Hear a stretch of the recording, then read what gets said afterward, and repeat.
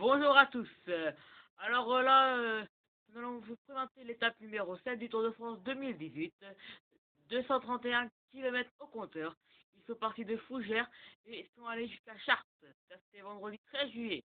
Excusez-nous encore pour le retard de la vidéo. Alors le vainqueur de cette étape c'est Dylan Groenewegen. Alors Greg Van Avermaet garde le maillot jaune. Peter Sagan, au classement général, garde le maillot vert. Et au classement par étape, c'est Laurent Pichon qui a plus de points. Au classement général, c'est Tom Skujin qui a le maillot à poids. Et au classement par étape, c'est Johan Ofredo. Le maillot blanc, classement général, c'est Soren Kras Andersen. Et au classement étape, c'est Dylan Groenewegen.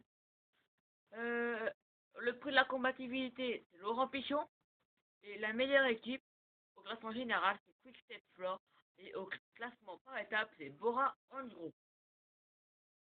Résultat général, le premier Greg Van Avermaet, deuxième Geraint Thomas, troisième Tetsche Van Garderen, quatrième Julien Alaphilippe, cinquième Philippe Gilbert.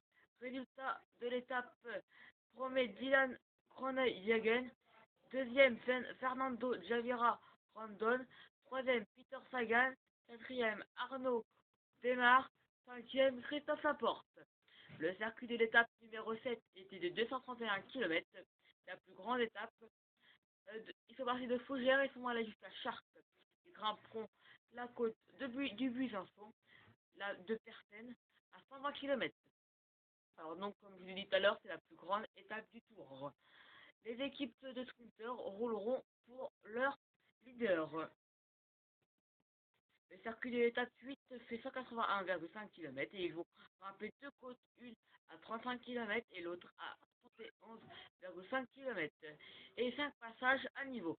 Il faudra être vigilant si les coureurs ne veulent pas être piégés. La victoire devrait se faire pour un sprinter car en 2017, le 14 juillet, Warren Darville avait remporté une étape du Tour.